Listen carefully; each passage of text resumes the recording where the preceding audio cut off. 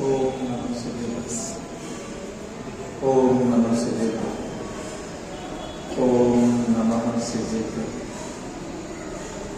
नमो अरिहन्तानं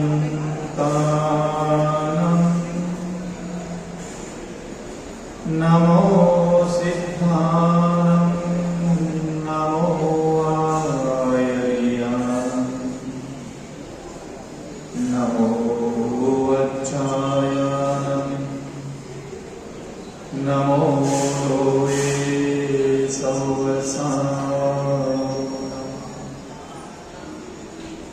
ओंकारं बिन्दुसंयुक्तं नित्यं ध्यायन्ति योगिनः कामदं मोक्षदं चैव ओंकाराय नमो नमः। अविरल शब्दगनौघा प्रक्षालित सकल भूतलकलंका मुनिभिरुपासित तीर्थः सरस्वती हरतु नो दुरितम् अज्ञानतिमिरान्धानां ज्ञानाञ्जनशलाकया चक्षुरुन्मीलितं येन तस्मै श्रीगुरुवे नमः। परम गुरुवे नमः। परम्पराचार्य गुरुवे नमः। सकल कलश विद्वांसकं श्रेयसां परिवर्धकम् धर्म संबंधकं भव्यजीवमन प्रतिबोधकारकमिदं शास्त्रं श्री पद्मपुराणनामधेयम् अस्य मूलग्रन्थकर्तारः श्री सर्वज्ञदेवाः तदुत्तरग्रन्थकर्तारः श्री गन्धर्वदेवाः प्रतिगन्धर्वदेवाः तेषां वसोऽनुसारमासाद्य श्रीमत् रविशेनाचार्यविरचितम् मङ्गलं भगवान् वीरो मङ्गलं गौतमो गणी मङ्गलं कुन्द्रतुण्डार्यो जैनधर्मोऽस्तु मङ्गलम्। सर्वमङ्गलमाङ्गल्यं सर्वकल्याणकारकं प्रधानं सर्वधर्माणां जैनं जयतु शासनं जैनं जयतु शासनं।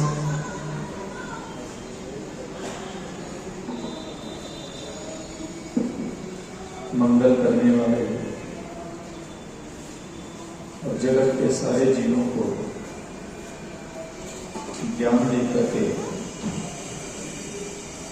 जिन्होंने तृप्त किया है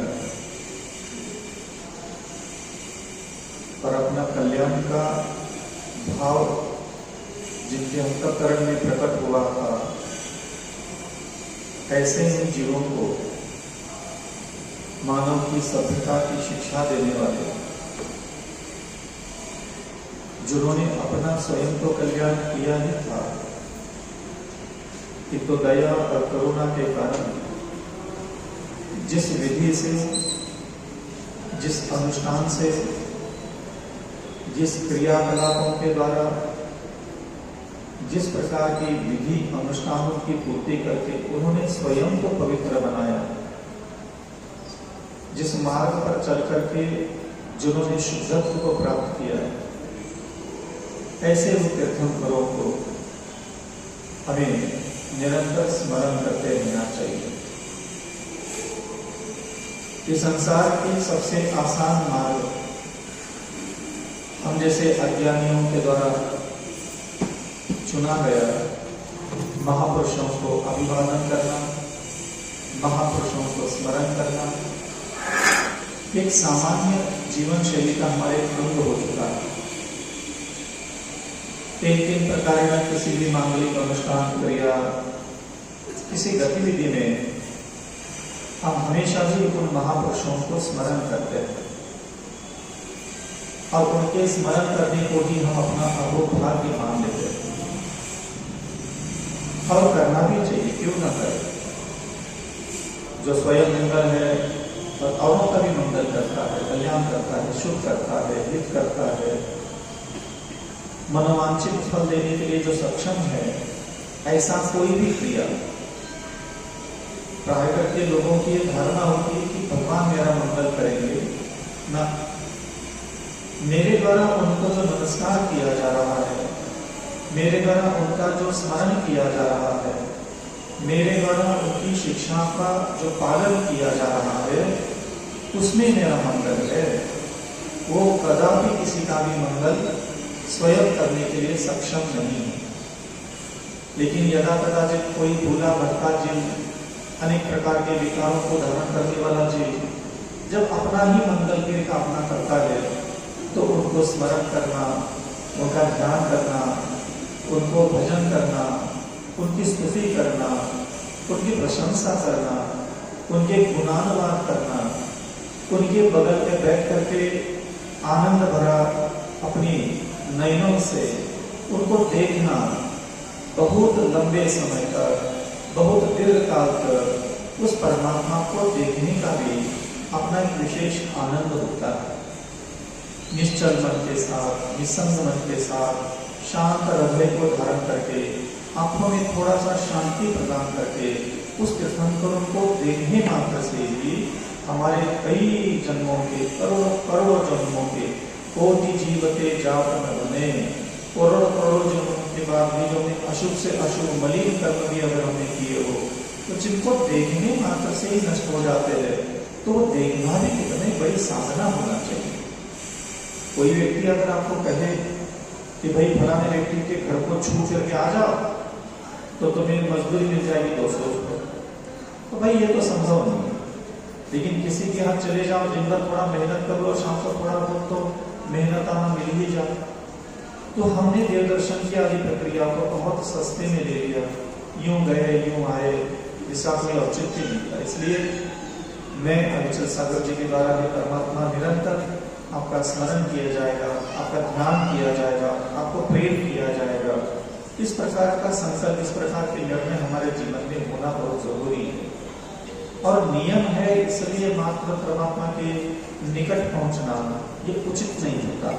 मेरा तो संकल्प है, मुझे तो आदत है, हाँ मेरा तो उसके बिना मुंह में पानी नहीं डालता, ये चीजें अच्छी नहीं लगती।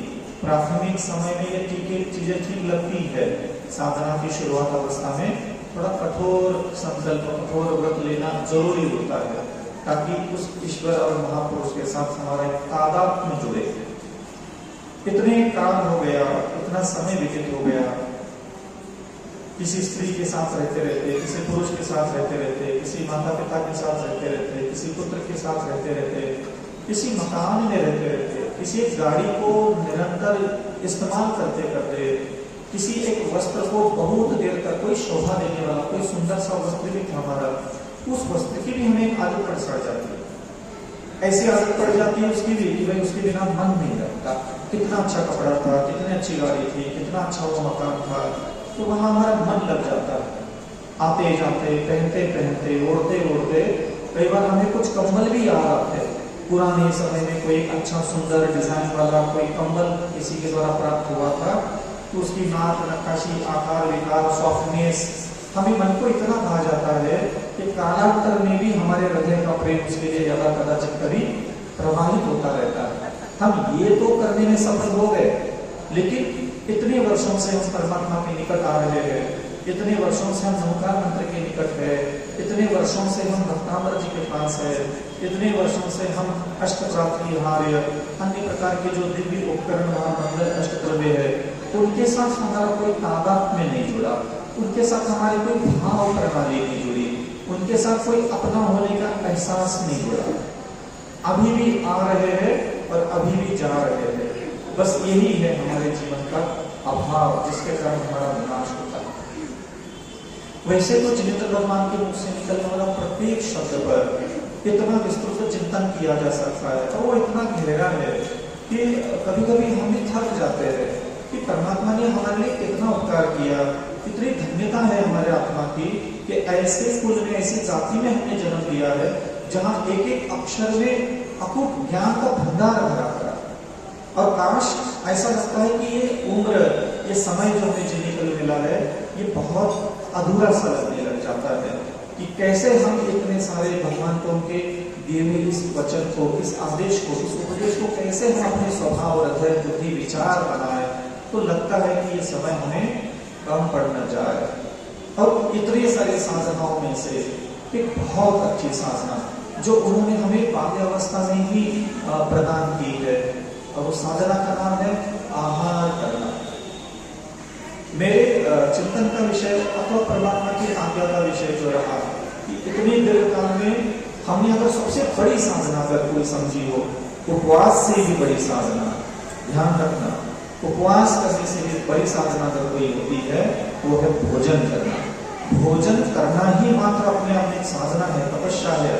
कोई भी व्यक्ति आसानी से नमक छोड़ सकता है, मीठा छोड़ सकता है, मसाला छोड़ सकता है। कोई भी व्यक्ति बहुत आसानी से एकासन कर सकता है, कोई भी व्यक्ति नीरस भोजन कर सकता है, कोई भी व्यक्ति इसी प्रकार का भी भोजन संबंधी अन्य नियम ले सकता है। मैं ये नहीं खाऊंगा, मैं वो नहीं खाऊंगा, मैं अब नहीं खाऊंगा, मैं तब नहीं खाऊंगा, मैं यहाँ नहीं खाऊंगा, मैं वहाँ नहीं खाऊंगा, मैं ऐसा नहीं खाऊंगा, मैं वैसा नहीं खाऊंगा। ये सारे नियम, ये सारी साधनाएं वो कर सकता है, लेकिन भोजन करना सीखना ये कभी किसी के ख्यालों में नहीं आता कि मुझे भोजन करना ही सीखना है। और मुझे ऐसा भोजन करना सीखना है कि जिसके द्वारा मेरे आत्मा के कर्म का विनाश हो। ना मैं मीठा छोड़ूं, ना मैं नमक छोड़ूं, ना मैं कसायला छोड़ूं, ना मैं अन्य प्रकार का कोई एकासन करूं, ना मैं नीरस भोजन करूं, ना मैं अष्टमी, ना मैं चतुर्दशी। मैं ये नहीं कह रहा हूं कि ये नहीं करना चाहिए, मैं ये कह रहा हूं कि जिसको ऐसा लगता है कि मुझसे ये नहीं बनेगा, तो उस व्यक्ति के लिए भी क्या रास्ता है? तो भोजन करना सीखना तो बहुत बड़ी साधना है। भोजन को लेकर के जिनेंद्र भगवान का जो उद्देश्य है, जैसे ही हमारी उम्र 8 साल की हो जाती है, 8 साल अंतर्मुख के उपरांत सीधा जिनेंद्र भगवान का यह आदेश आता है, क्योंकि उसके पहले जो शरीर है हमारा वो माता पिता के द्वारा आश्रित होता है। स्वविवेक उसमें हमारा उपयोग नहीं होता भोजन में, उसमें तो माता पिता के द्वारा ही जो दिया जाता है वही हम ग्रहण करते हैं। लेकिन कालांतर में भगवान जी का आदेश प्राप्त होता है कि 8 वर्ष अंतर्मुख के उपरांत आपको सप्त व्यसनों से रहित कर दिया, 5 औदुंबर फल पेट में डालने के लिए मना किया, 3 मकड़ा मद्य मांस मधु का पेट में डालने के लिए मना किया। तो ये 5 औदुंबर फल क्या है? तो इसमें बड़ है, पीपल है, अंजीर है, पाकर है, जो भी और भी एक आपको छूट रहा है, आप उसको समझ लेना। तो वर्ड, पीपल, अंजीर, औदुंबर, पाकर ऐसा कुछ आता है, और मध्य मांस मधु, ये चीजों का सेवन करने के लिए मना किया। तो लोग कहते हैं कि इसका सेवन करने से पाप लगता है, इसीलिए खाने से पाप लगना अलग होता है और खाने के बाद पाप करवाना ये अलग साधना होती है। थोड़ा सा इसको विवेक से समझे तो सबसे व्यसन छुड़वा।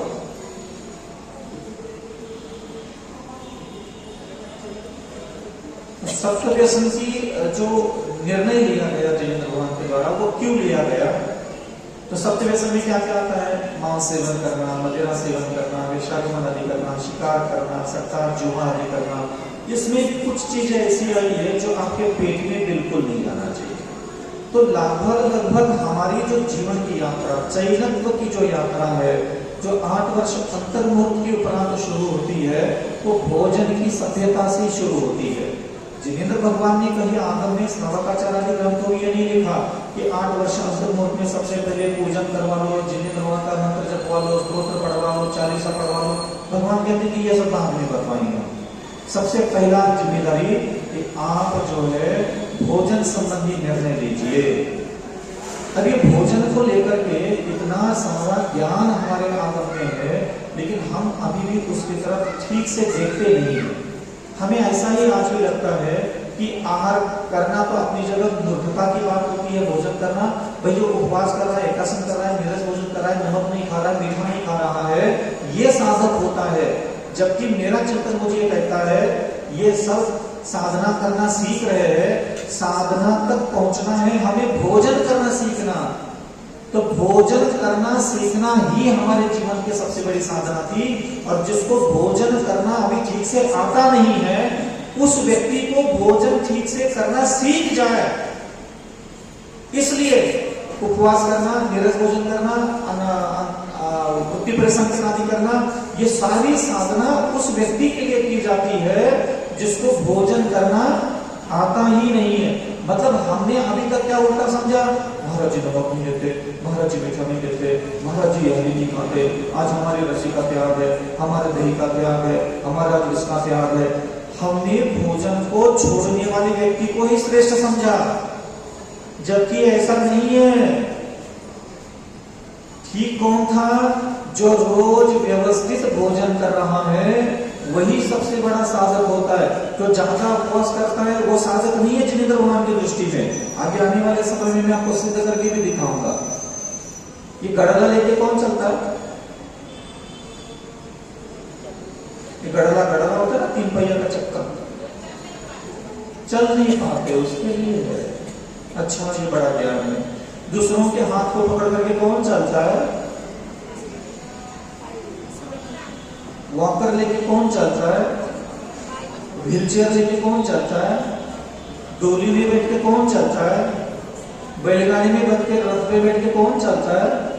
जिसको चलना आता ही नहीं। उपवास वही व्यक्ति करता है जिसको खाना नहीं आता। एकासन वही करता है जिसको ठीक से खाना नहीं आता। नीरस भोजन वही करता है जिसको ठीक से भोजन करना नहीं आता। ये भोजन करना सीखना तक भगवान पहुंचना चाहते थे, और तुम वो भी जीवन भर भोजन छोड़ करके उछल कर रहे, बेटा नहीं मोक्ष आ रहा। तू मोक्ष नहीं जा रहा बेटा, तू नहीं जाएगा, न कभी जा पाएगा। तो कौन जाता है मोक्ष? किसका भला होता है? तो जो व्यवस्थित भोजन करना चाहता है उसी का कल्याण होगा। अब प्रश्न ये होता है कि आपको अगर मैं ये प्रश्न पूछूं कि आप उपवास करते हो नहीं करते, तो आप हाँ बोल सकते हो। लेकिन मैं आपको ये प्रश्न पूछूं, क्या आपको जिनेंद्र भगवान के आज्ञा के अनुसार भोजन करना आता है क्या नहीं आता? आप क्या जवाब दोगे? यही गाड़ी फेल है। उपवास करने में कौन सी अकल चाहिए, बुद्धि चाहिए, पहलवानी चाहिए? थोड़ा सा मन बनाओ, मूड बनाओ, हो जाता है। अकल तो तब का उपयोग होती है जब भोजन करने के लिए अकल की जरूरत है, भोजन करने के लिए बुद्धि की जरूरत है, भोजन करने के लिए ज्ञान की जरूरत है, भोजन करते समय समझदारी की जरूरत है। तुम्हारी वहां ना समझदारी प्रकट होती है, ना बुद्धि प्रकट होती है, ना विवेक प्रकट होता है, ना सावधानी प्रकट होती है, ना तुम्हें पता है भोजन का महिमा क्या है। बस कहीं लिख दिया और अगल बगल के 2-4 भाई या 2-4 पुरुष उपवास ठोक रहे, उनकी देखा देखी से प्रभावित होकर के कूद पड़े उस कुएं में। नहीं, ध्यान रखना, मैं आपको सब चीजें समझा सकता हूं, कोई जल्दी नहीं होती। आपको जल्दी तो नहीं है? हाँ, 4 महीने है मेरे पास यार। मूल भगवान का जो उद्देश्य है, अविचल सागर निर्दोष बुद्धि से, निर्दोष भाव से, अति संस्कारबद्ध तरीके से भोजन करना सीखे।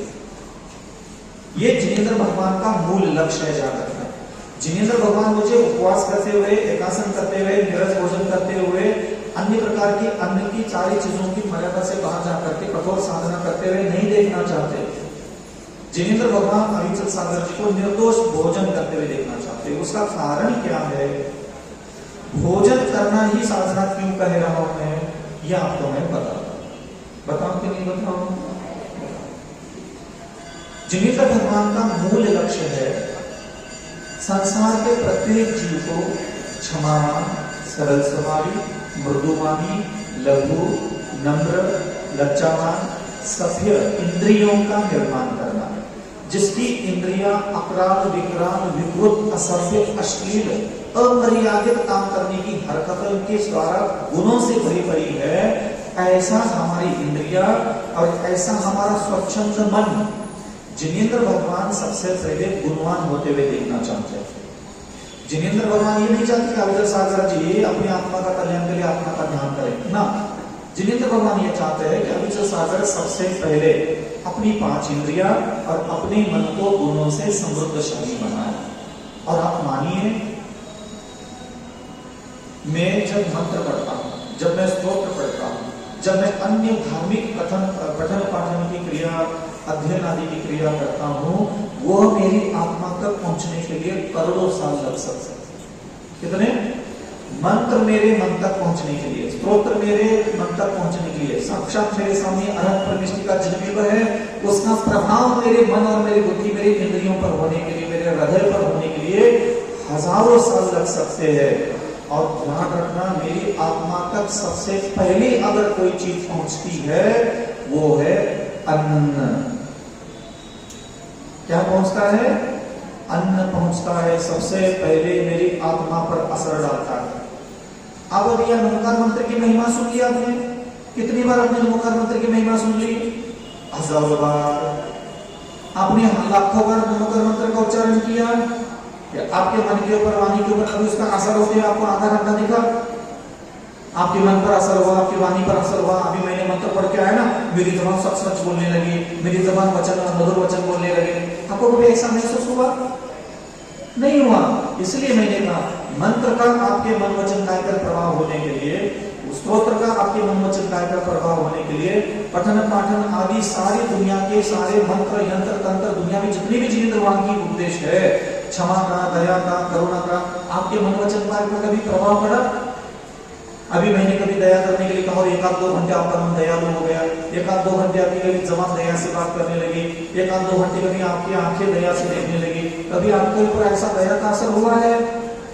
नहीं हुआ है और ना ही होगा कभी। लेकिन मैं आपको विश्वास दिलाता हूं, आप छोटी सी शराब पी लीजिएगा, थोड़ा सा शराब होता है वो अपने पेट में डाल दीजिएगा, उस शराब का असर आपके मन पर, आपकी वाणी पर, आपके शरीर की इंद्रियों पर प्रकट होने के लिए कितना समय लगेगा? 5 मिनट। मतलब मेरी आत्मा तक सबसे निकट, सबसे जल्दी पहुंचने वाला तत्व कौन सा है? भोजन, अन्न। अगर वह अव्यवस्थित भोजन हमारे पेट में जाता है, असभ्य भोजन हमारे पेट में जाता है, तो मन वचन काय पर उसका असर होने के लिए सिर्फ 5, 10, 15 मिनट का टाइम लगेगा। इसी प्रकार सुव्यवस्थित सद्बुद्धि के द्वारा, सद्विचार के द्वारा जिनेंद्र भगवान की कसौटी पर खरा उतरने वाला भोजन जब हमारे पेट में जाता है, वह भी हमारे मन वचन काय को सुंदर बनाने के लिए जल्दी से जल्दी मदद करता है। और जिनेंद्र भगवान का मूल लक्ष्य क्या है? अविचल सागर जी को क्षमावान, दयावान, मेरे मन वचन काय को जिनेंद्र भगवान क्षमा से भरा हुआ, मेरे मन वचन काय को दया से भरा हुआ, करुणा से भरा हुआ, ब्रह्मचर्य से भरा हुआ, निसंग, निशब्द और निर्मोही होते हुए मेरे भगवान मुझे मेरे मन वचन काय में ये गुण देखना चाहते हैं। चाहते कि नहीं चाहते? तो आपके मन वचन काय को जिनेंद्र भगवान गुणवान होते हुए देखना चाहते हैं, ये उन्होंने उपदेश दिया। तो जिनेंद्र भगवान ने सिर्फ ये नहीं बोला कि 10 धर्म का पालन करो, कर ही नहीं सकते। जिनेंद्र भगवान ने कहा 12 भावों का चिंतन करो, कर ही नहीं पाओगे। जिनेंद्र भगवान ने कहा 16 कर्म होना का भाव अगले जन्म में कीर्तन बनोगे, बन ही नहीं पाओगे। जिनेंद्र भगवान कहते हैं विनय करने वाले बनो, मधुर वचन बोलने वाले बनो, करुणा करने वाले बनो, प्रेम करने वाले बनो, दुख सहन करने वाले बनो। ये आप बने क्या? आप इसलिए नहीं बने क्योंकि आपका भोजन करना नहीं आता। अब आप लोग ये कहोगे कि महाराज हम तो सब मांस नहीं खाते, मजरा नहीं खाते, हम ये नहीं खाते, हम अपक्षित चीजें नहीं खाते, हम तो दाल रोटी लौकी लच्छा कढ़ी सब खा लेते हैं। बात यह नहीं चल रही कि तुम क्या खाते हो। मुझे पूरा विश्वास है आप जिनेंद्र भगवान की आज्ञा का पूरा निर्देशित जो संकेतिक भोजन है वो भोजन करने में भरोसा करता हूं, उस पर मेरा कोई डाउट नहीं है। लेकिन मेरा उसके आगे की 2 शब्द है, आप भोजन को देखते कैसे हो और आप भोजन के बारे में विचार क्या करें। भोजन ही एक ऐसा माध्यम है जो आपको आपके भगवान तक, मंत्र तक, स्तोत्र तक पहुंचा सकता है। दूसरा कोई माध्यम नहीं है। तुम हो क्या नहीं हो? आप हो क्या नहीं है? आप हो। भगवान बना है क्या नहीं है? मंत्र बना है क्या नहीं है? चालीसा बना है क्या नहीं? बक्तामृत स्तोत्र बना है क्या नहीं है? मंदिर में है। तो आपके और उसके बीच में एक ऐसी चीज है जो दूरियां कम कर सकती है, वो है भोजन। ये भोजन ही ऐसा है, जो अन्न ही ऐसा है जिसका ज्ञान कोई नहीं लेना चाहता था। आधा जीवन भक्तांबर, आधा जीवन नमोकार मंत्र, आधी जिंदगी शास्त्र पढ़ने के, रट्टा मारने में, श्लोक कंठस्थ करके, प्रश्नोत्तर लिख करके पास होने में बर्बाद करते हैं। ये जो भोजन है, ये हम पेट में डाल रहे हैं। ये जो भोजन है जिसको मैं देख रहा हूं, ये भोजन है जिसके बारे में सोच रहा हूं। आपको ये जो शास्त्र पढ़ने में 2-2 घंटे खराब कर लेते, खराब तो नहीं है, मैं डांटने के चक्कर में ऐसा बोलता, उल्टा आत्मा निकाला मेरी बात होता। आप इन भोजन के बारे में थोड़ा सा सावधान रहोगे तो ये शास्त्र अध्ययन भी जल्दी असर करने लग जाएगा, ये मंत्र जल्दी काम करने लग जाएगा, ये स्तोत्र जल्दी काम करने लग जाएगा। आपको भोजन संबंधी विवेक नहीं है। और जितनी भी चीजें आपको प्राप्त होने से रुकी हुई है, नीचे रखो, डिस्टर्ब हो रहा है,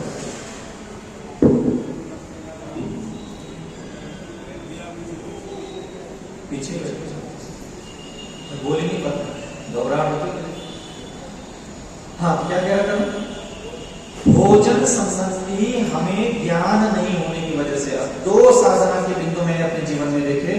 एक, मेरे भोजन के प्रति विचार क्या है, और दूसरा, भोजन को मैं देखता हूं कैसे।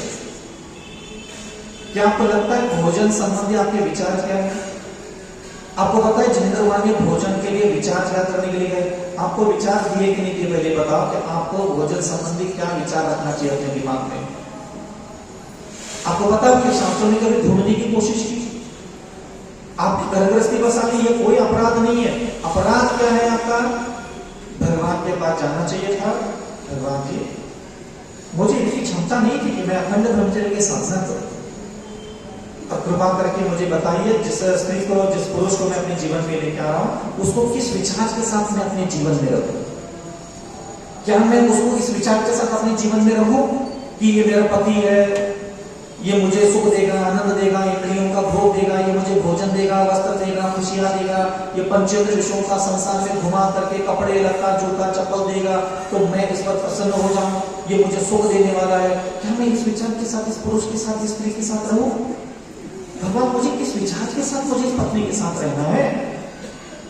मुझे विचार तो दीजिए। ऐसा पता चला कि पत्नी भी लाके खड़ी कर दी और गलत सोच के साथ अपने जीवन में रख लो, तो कहीं मुझे पाप का बंधन हो जाए।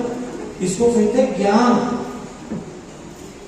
ये निर्मोही होने का एक ही मात्र रास्ता है भाई। निर्मोही होने के लिए कोई मोह थोड़ी छोड़ना होता है। किसी भी व्यक्ति के लिए, किसी भी वस्तु के लिए सद्विचार मस्तिष्क में लाने की कोशिश करना। भगवान आपने तो ऐसे एक ही बार भोजन करने का आदेश दिया, नीरस भोजन करने का आदेश दिया, भगवान मेरे से भगवान आपने तो ये नाना प्रकार के व्यंजन छोड़ करके अन्न लेने का आज्ञा दी है, तो कैसे पालन करूं मैं? भगवान मैं 2 बार भोजन कर रहा हूं, मैं नहीं छोड़ सकता 2 भोजन करना। मुझे विचार दीजिए कि मैं 2 बार भोजन भी किस विचार के साथ करूं।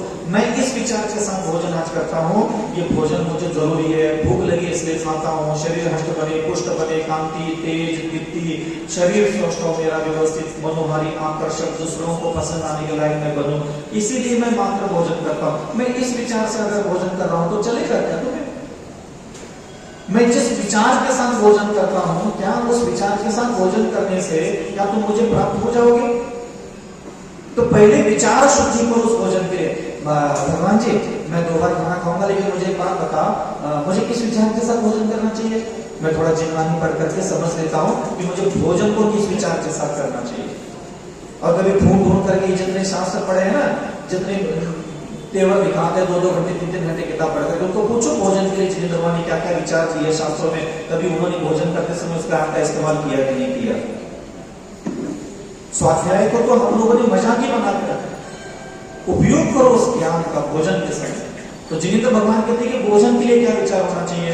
तो भगवान कहते पहले आंख बंद करके बैठ, विचार कर, ये भोजन है, ये अन्न है, नाना प्रकार के रस और व्यंजनों से पुष्ट है, ये इसको तुमने अनंत बार खाया अविचल सागर, विचार करो अविचल सागर आके, इसको तुमने अनंत बार सेवन किया है। 3 लोग का अनाज भी खाएगा तो भी तेरी भूख नहीं मिटा पाएगा अनाज। ये शरीर में जाता है अविचल सागर, ये मल मूत्र पसीना खून हड्डी मांस मवाद बनाता है, कफ बनाता है, लाड़ बनाता है, थूक बनाता है, नाक का मल बनाता है, आंखों का मल बनाता है, ये बाल और पसीना के द्वारा दुर्गंध छोड़ता है ये। और जो भी इस भोजन को अविचल सागर प्रेम से, आसक्ति से, मोह से सेवन करता है, ये भोजन का आनंद लेकर के जो अपने पेट में अन्न डालता है, वो हमेशा घोर पाप कर्म का बंध बांधता है, उसका फल भोगने के लिए नरक जाता है। क्या अविचल सागर इसी विचार के साथ भोजन करे? तो भोजन के लिए विचार शुद्धि भी जरूरी है। जो सम्यक ज्ञान भगवान ने दिया भोजन के लिए, वो अविचल सागर विचार करे।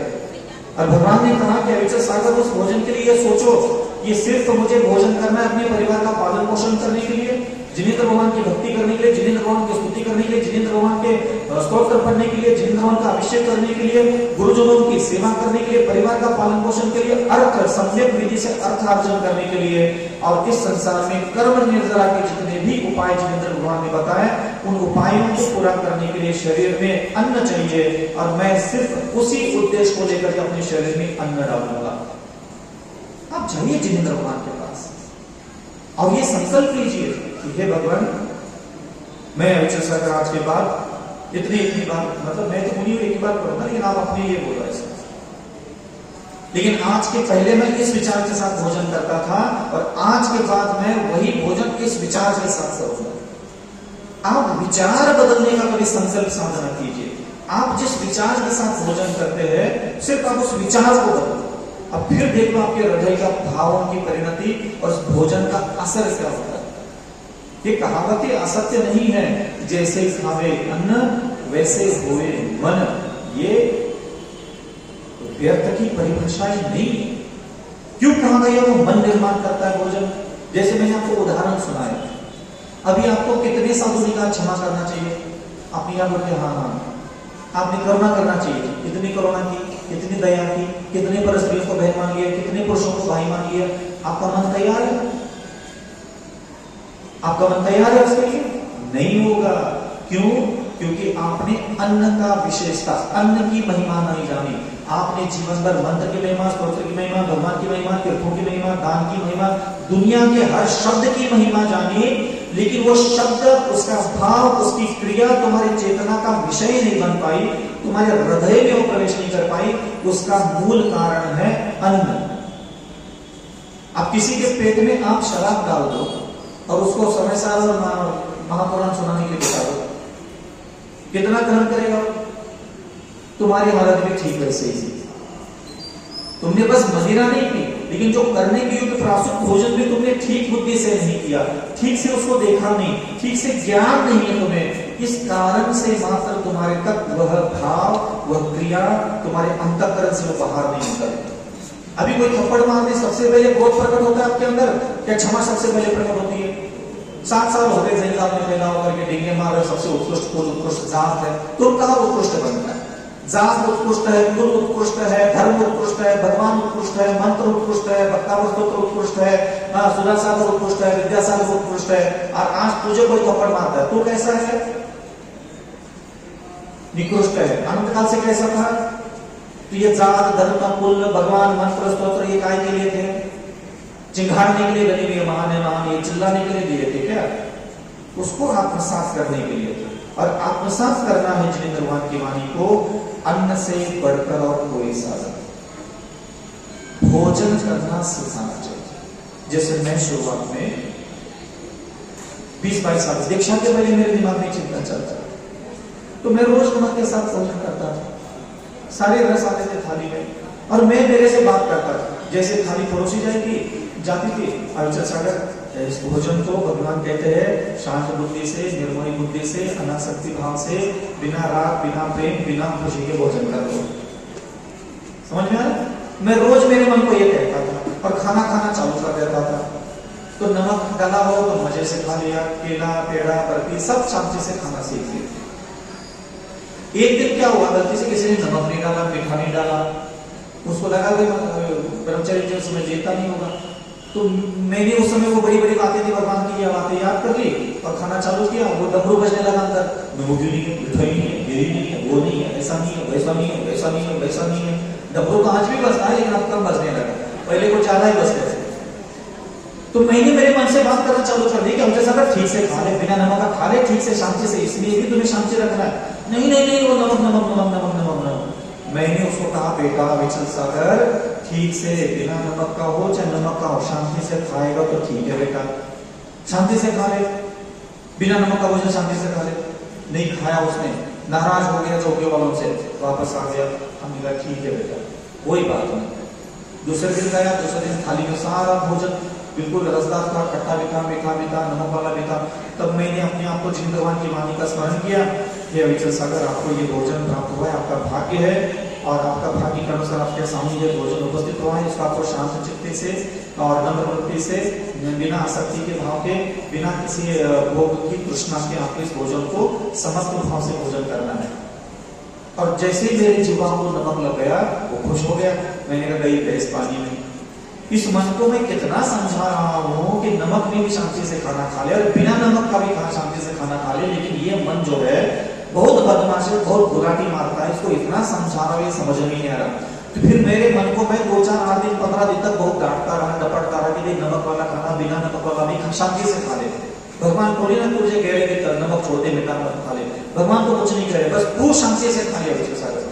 मैंने बहुत समझाने की कोशिश की मेरे मन को कि नमक वाला खाना भी और बिना नमक वाला खाना भी कभी मिलता है तो शांति से, बिना राग के, बिना द्वेष के, बिना छल कपट के, बिना किसी आसक्ति के, बिना कर्तव्य के खा ले। लेकिन वो खाने के लिए तैयार ही नहीं था। अच्छा अच्छा मिलता है तो कुछ कुछ करके नाचता है, नहीं नहीं मिलता तो चौकी वालों को डांटना पड़ने लग जाता है।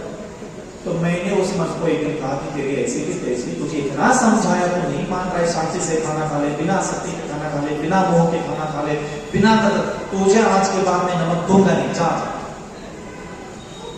नमक छोड़ने से कोई भूख नहीं लगता, नमक छोड़ करके कोई पहलवानी नहीं होती। मुझे शांति से बिना मोह के मैं नमक के साथ खाना खाता तो क्या भगवान मेरे से मुंह फुला के चले जाते क्या? मुझे कोई ज्यादा मार्क मिल रहे थे क्या? नहीं, कम मार्क मिल रहे थे क्या नमक के साथ खाना खा लेता? लेकिन नमक खाना नहीं खाने दोनों के बीच में जो शांति के साथ भोजन करने वाला, सीखने वाला मेरा मन मुझे बनाना था, मैं वो बना नहीं पा रहा था। तो उस मन को दंड देने के लिए मात्र मैंने नमक को छोड़ा, मीठे को छोड़ा। अगर मेरा मन मेरे सिखाने के बाद भी ठीक से, जैसे जिनेंद्र भगवान ने बिना मोह, बिना राग, बिना आसक्ति, बिना किसी कृतज्ञता के, बिना खुश हुए, बिना दुखी हुए खाना खा लेता मेरा मन, मुझे क्या पड़ी थी मीठा और नमक छोड़ देगी?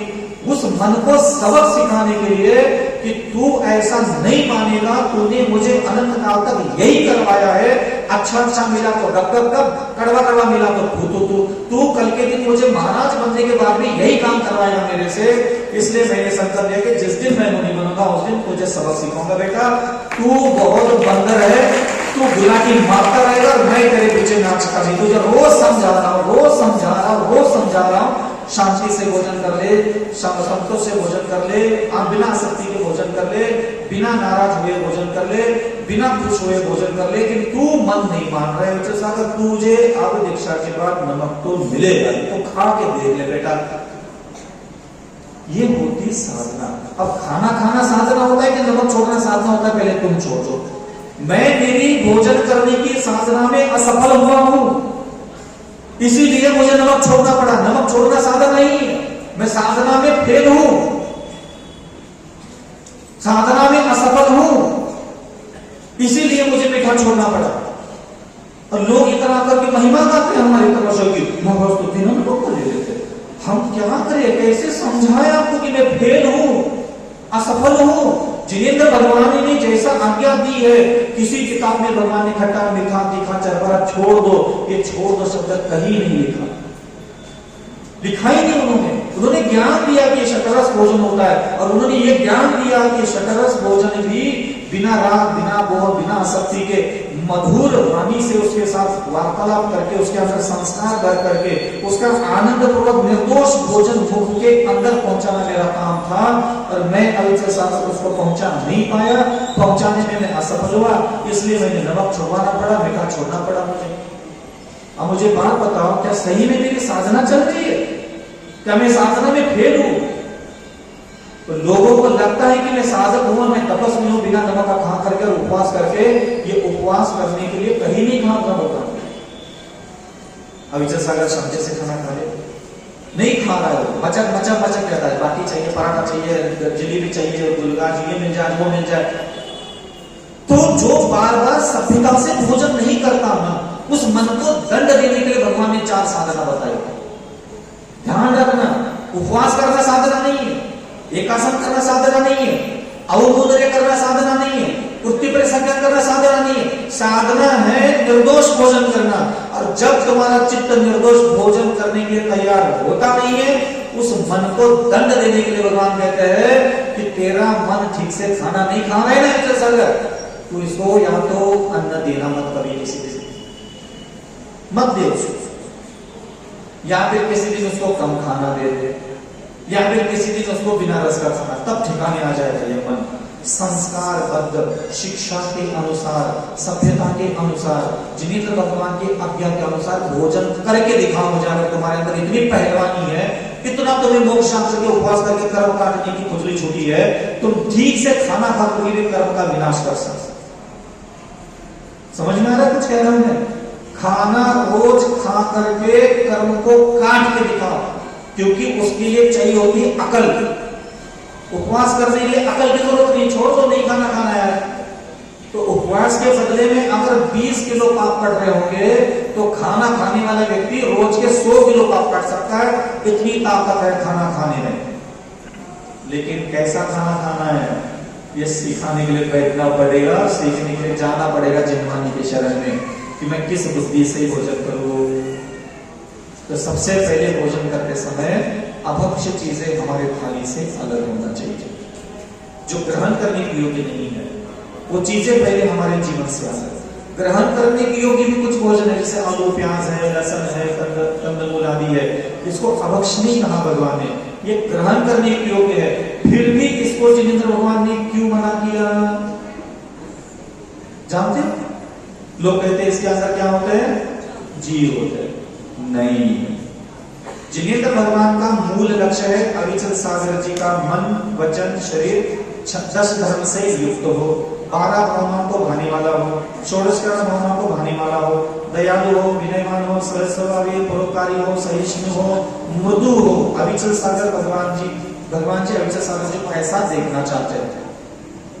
भगवान तो मुझ में, मेरे मन वचन काया में सुंदरता देखना चाहते हैं, लेकिन ये आलू प्याज लहसुन बैंगन आदि पदार्थ जब पेट में जाते हैं, तब ये कामवासना को ताकत देते हैं। कुछ भोजन क्रोध को ज्यादा ताकत देते हैं, कुछ भोजन अहंकार को ज्यादा ताकत देते हैं, कुछ भोजन हमारी तृष्णा को ज्यादा ताकत देते हैं, कुछ भोजन के ऐसी वस्तु है जो पेट में जाती लोभ बढ़ा देते हैं। लोभ बढ़ जाता है, तृष्णा बढ़ जाती है, आसक्ति बढ़ जाती है, ये भावनाओं को प्रज्वलित करती है, उद्दीपन करती है, भड़का देती है।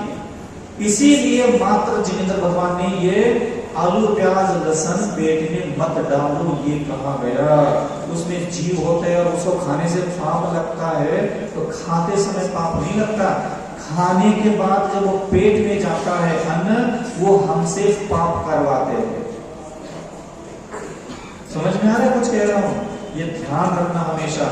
जैसे ही पेट में वो अन्न चला जाता है, हमारे शरीर में वो क्रोध मान माया लोभ अहंकार तृष्णा कामना वासना अभिलाषा आसक्ति छल कपट को ताकत देने का काम करते हैं। इसलिए भगवान ने इन कंदमूलों का और इन गलत चीजों का त्याग करवाया और उनमें जीव होते इसलिए छुड़वाया। मैं नहीं मानता तो जीव टमाटर में नहीं है, भिंडी में नहीं है, गवार फली में नहीं है, बाकी की चीजों में नहीं है।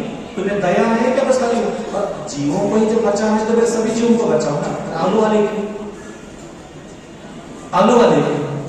तो ध्यान रखना, ये तुम्हारा पाप लगना पुण्य लगने से लेना देना नहीं है। जिनेंद्र भगवान का मूल लक्ष्य है तुम्हारा मन, तुम्हारी वाणी, तुम्हारे शरीर की इंद्रियां गुण समृद्धशाली बने। और ये मन वचन काय को सुंदर बनाने का काम मंत्र को दे दोगे 2 करोड़ वर्ष लग जाएंगे। स्तोत्र के द्वारा मन वचन काय ठीक करने की कोशिश करोगे तो 10,000 करोड़ वर्ष लग जाएंगे। भगवान का ध्यान करके मन वचन काय को बुद्धिमान बनाने की कोशिश करोगे तो अनंत काल लग जाएगा। और भोजन को व्यवस्थित करके अपने शरीर में सभ्यता के साथ शिक्षित सुमधुर भोजन, सुविचार के साथ भोजन पेट में पहुंचाओगे जिनेंद्र भगवान के द्वारा शिक्षित जो भी निर्दिष्ट भोजन तत्व है, मर्यादावान भोजन है, आपको क्षमा, दया, करुणा, विनय, नम्रता, सरलता बनने के लिए बस 15-20 मिनट का टाइम लगेगा। इतना प्रभाव भोजन का होता है। कभी किसी ने ऐसा लिखा कि मंत्र पढ़ लो मन सुंदर हो जाएगा? नहीं, मंत्र का फल है ही नहीं हो।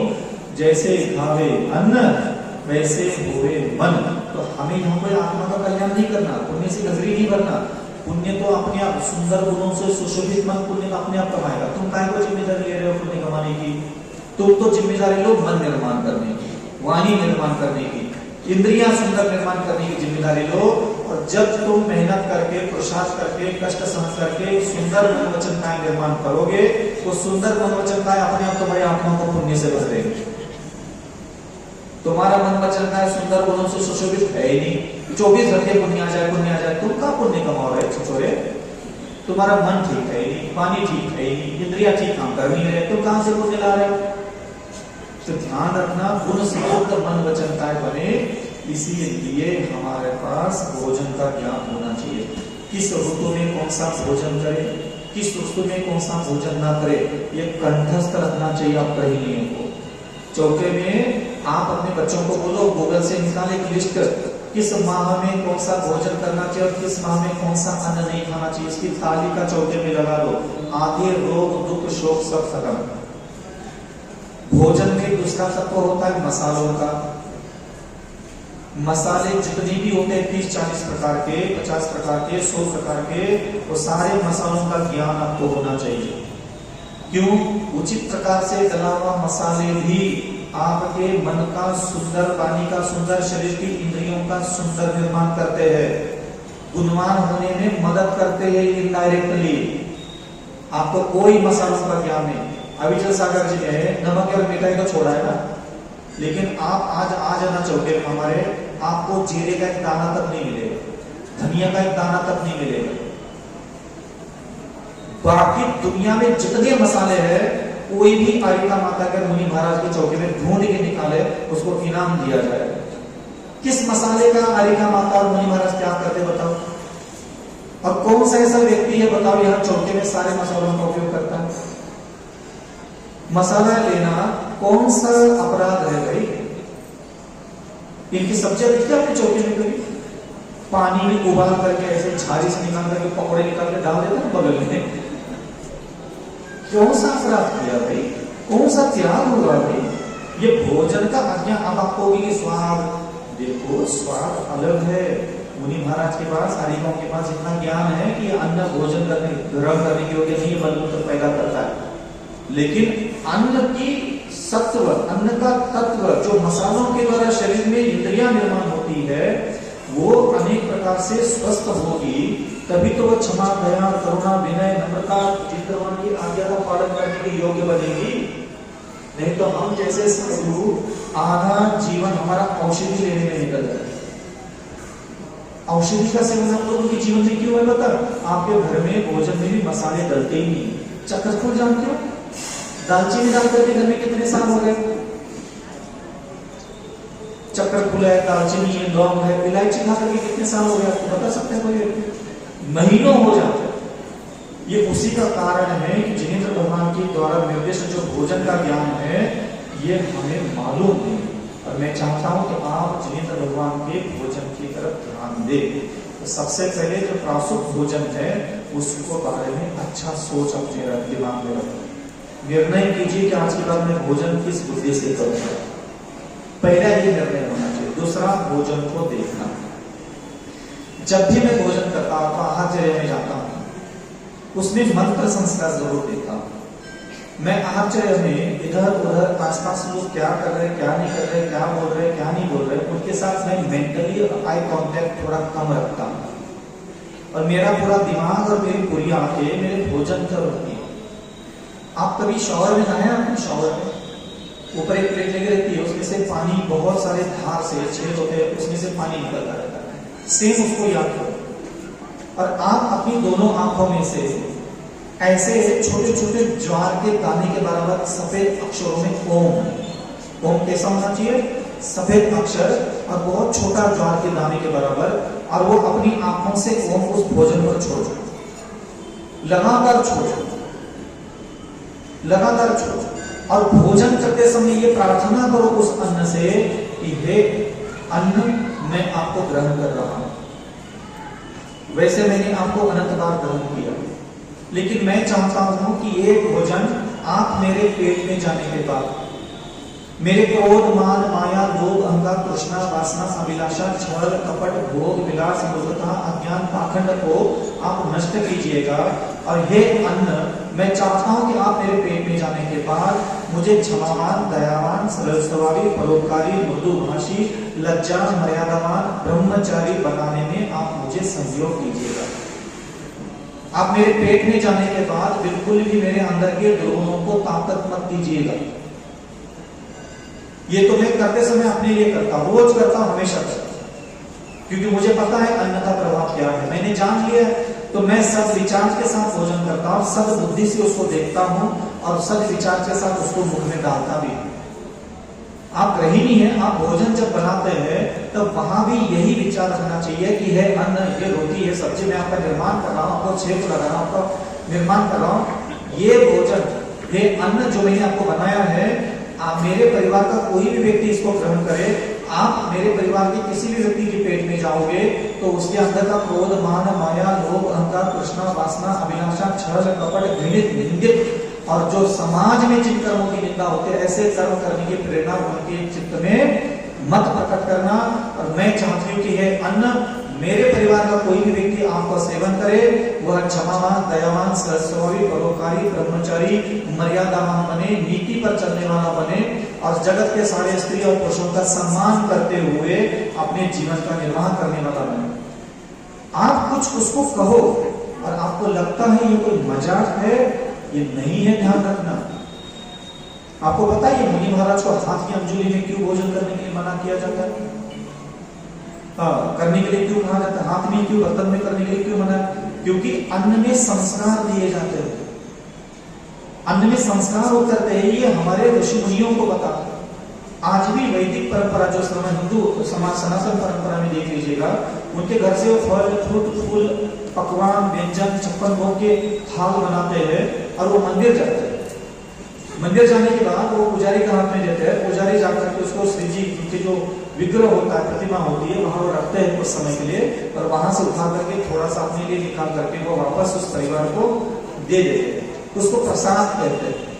ये कोई मिथ्या साधना नहीं होती, इसका कारण यह है कि वहां के सारे संस्कार, वहां जो वर्गनाएं थी उस अन्न में प्रवेश कर सकती। मान लीजिए कोई मुनि महाराज है और उनके पास नाना प्रकार की रिद्धियां, सिद्धियां, शक्तियां, मन शुद्धि, वचन शुद्धि, इंद्रियों की शुद्धि उनकी हो चुकी है, सब उनके पास टिकता था। मान लीजिए वो थाली में भोजन कर रहे, ये ऐसा होता है, प्रैक्टिकल है, ध्यान रखना है, ये कोई कहानी किससे नहीं है, ये प्रैक्टिकल है।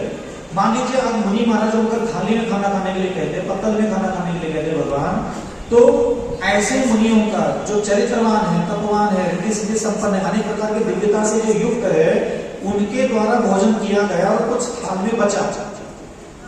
बचने के बाद मान लो वो भोजन रोज कोई महीना, 2 महीना, 3 महीने, 4 महीने कर ले, चाट के खा ले, तो जो मुनि महाराज के शरीर में, मन में, बुद्धि में संस्कार होंगे, विद्याएं होगी, वो धीरे धीरे धीरे उसके अंदर प्रकट होने लग जाती है। ये व्यवस्था है संसार में। आप गुरुकुल की परंपराओं को कभी देखा होगा, पत्तल में खाना खिलाया जाता है। कि पत्तल में क्यों? क्योंकि वो किसी के हाथ न लग जाए। और कभी गुरुकुल में अभी गए होंगे, ताजा स्टेनलेस स्टील की दालियां होती है, उसको धो करके पीने की शिक्षा दी जाती है, इसको धो लो, पी लो, फिर आगे बढ़ो। उसका कारण ये है कि वो संस्कार कहीं भी नहीं जाना चाहिए। और ये इसी के कारण पहले के लोग अपनी थाली में दूसरों को खाना नहीं खिलाते, तो लोग समझने लगे कि वो हरिजनों के साथ बुरा बर्ताव किया जाता, उनके लिए अलग से बर्तन रखे जाते हैं। वो कोई घृणा के कारण नहीं किया जाता, उस भोजन के पीछे शिक्षा प्रणाली काम करती है। भाई ठीक है, तुम्हारा ये थाली है, तुम आप उस थाली में अपना भोजन करो, मैं अपनी थाली में अपना भोजन करता हूं। तो ये संस्कार चले जाते हैं दूसरों के अंदर। इसीलिए घर में टॉवेल है, बर्तन है, खाने की थालियां थोड़ा व्यवस्थित रखना चाहिए, इसलिए वो संस्कार दिए जाते हैं। और मुनि महाराज अंजलि में हाथ करते हैं, नीचे बाल्टी भी गिर जाता है और सीधा उतर के बाहर निकल जाता है, किसी के हाथ कुछ भी नहीं लगता। ये विशेषण होता है, इसलिए मुनि महाराज को कहते हैं अंजलि पात्र। न बर्तन, न कटोरा, न थाली, हाथ नहीं लगना चाहिए किसी के अन्न में, ये इतनी विशेषता होती है। इसलिए आप लोग भोजन के बारे में सोचना सीखे, भोजन को देखना सीखे, भोजन को छूना सीखे, और जिस बुद्धि से, जिस विचार से आपको अन्न ग्रहण करने के लिए कहा है, उसी बुद्धि से अन्न ग्रहण कीजिएगा। और जब आपके उदर में यह अन्न जाएगा तो उस अन्न से प्रार्थना कीजिएगा कि यह अन्न को 10वां प्राण कहा गया है, जैन शास्त्रों में प्राण कहा गया है। ये हमारे प्राणों का निर्माण करता है, हमारे मन का निर्माण करता है, हमारी वाणी का निर्माण करता है, हमारी इंद्रियों का निर्माण करता है। लेकिन ये तभी निर्माण करेगा जब उसके अंदर हम संस्कार भरेंगे।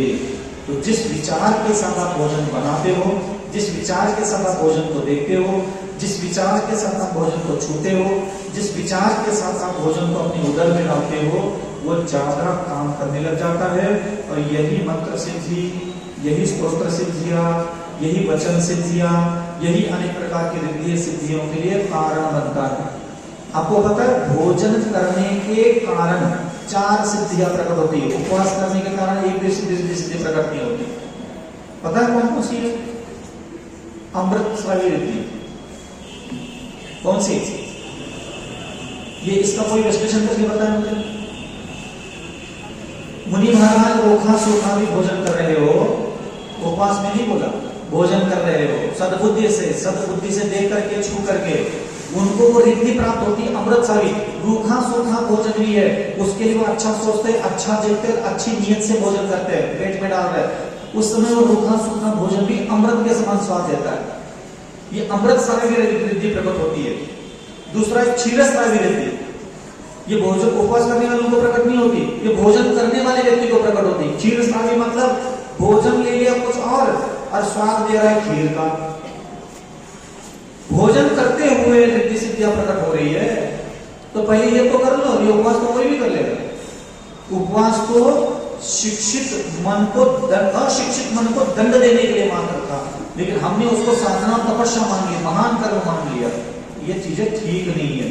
तीसरी रिद्धि मधुस्रावी। एक होता है क्षीरस्रावी, अमृतस्रावी और मधुस्रावी। मधु माने मीठा। कुछ भी भोजन कर लो, सब मीठा मीठा लगने लग जाता है, खीर जैसा स्वाद, अमृत जैसा स्वाद। अब अंत में है अक्षिण महानस।